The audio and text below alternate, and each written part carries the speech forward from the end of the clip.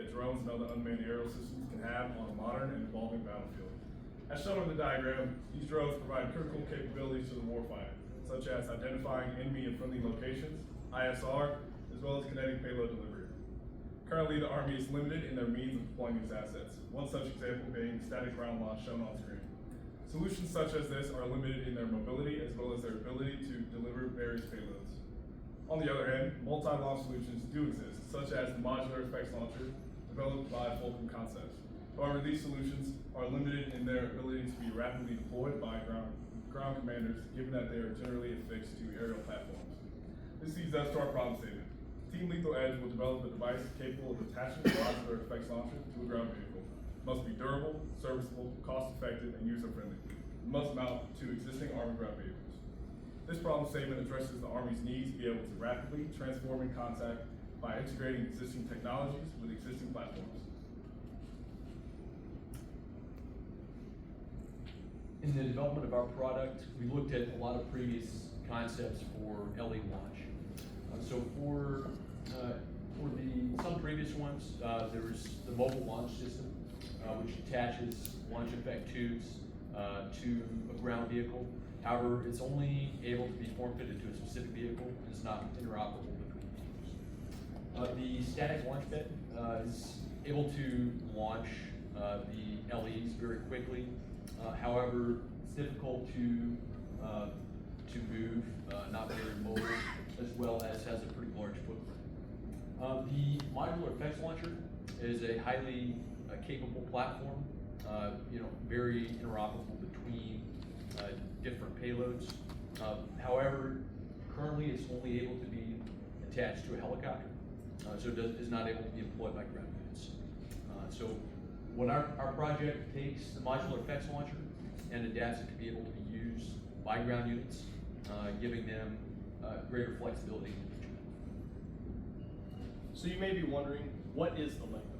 The Launch Effects Ground Vehicle Adapter is a simple and robust steel frame system designed to seamlessly integrate the modular effects launcher by Fulcrum Concepts to an Army ground vehicle. It is designed to empower ground commanders with the decision space to employ multiple different launch effects payloads at the tactical level.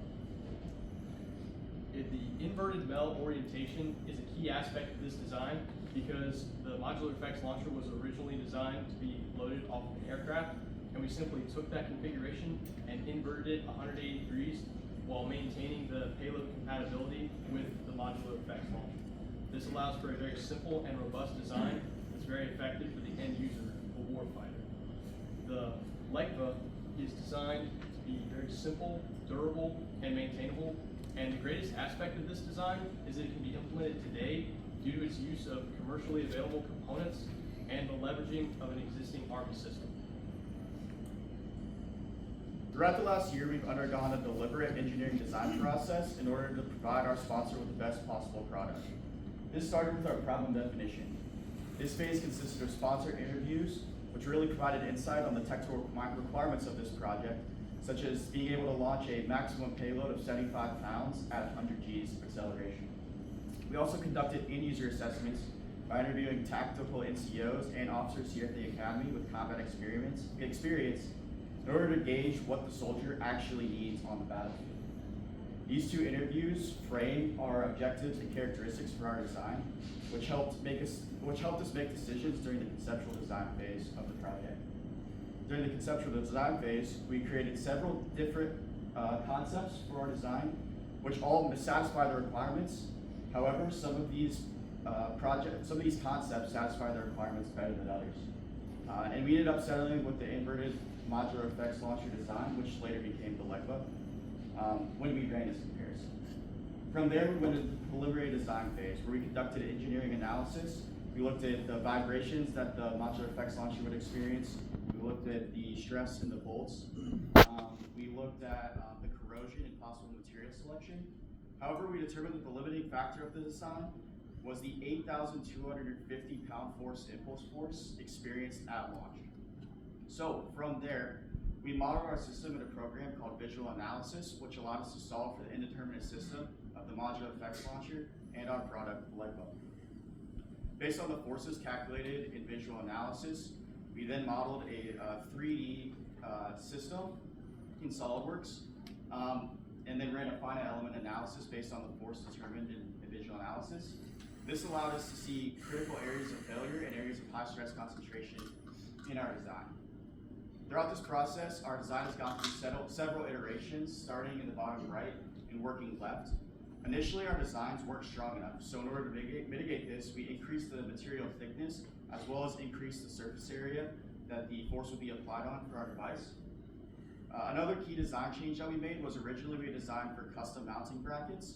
However, we determined that this would be too complex, as well as they were a critical failure point with the high stress concentrations in our initial designs.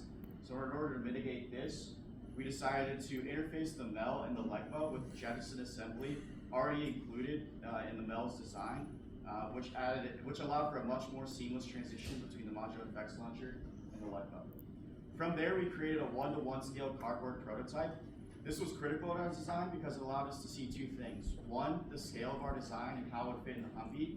And two, it informed our manufacturing process and allowed us to determine some struggles or friction points that we might have when trying to actually integrate our product.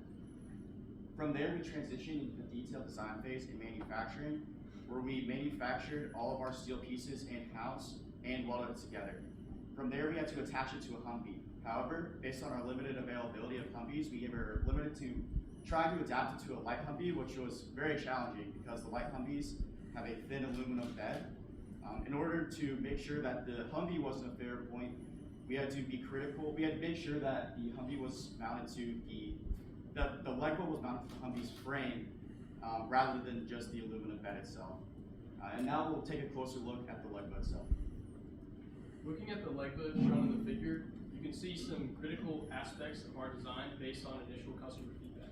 As we said earlier, the MEL is inverted to allow for easier reloadability for the end user, the warfighter.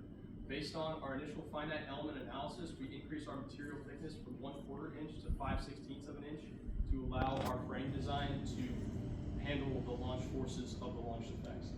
It is fixed at a 37.5-degree launch angle based on initial customer feedback, and we added handles on the side for easier movement with a 2-person carry, as you saw in the intermission period. Also, we added commercial fasteners to integrate the LEGBA onto a ground vehicle platform, and we drilled the holes in a location on the bottom of the frame so that they would interface with the cross members underneath the Humvee bed, allowing for a greater structural stability. As you can see by the cost breakdown, our LEGBA is very cost effective relative to other Army systems, costing just over $1,400, making it a very feasible commercial option for the end user. Two critical points of failure that we found in our design based on initial analysis were going to be the welds as well as the Humvee bed deformation itself. To test these failure points, we conducted a static load test in our implementation phase with a butt weld test piece configuration on a static load testing machine, and we were able to max out the machine with a load of 42 KSI. We also created a test piece that's shown with the I-beam on my right side to test the impulse forces with an initial preliminary test by a sledgehammer hitting that device. And so we were able to model the actual impulse forces of the launch based on preliminary calculations with that. And we found that both the LEGBA and the Humvee bed can withstand a launch force of up to 4,000 pounds, but due to limitations in our testing ability in-house, we cannot test up to the 8,250 pound launch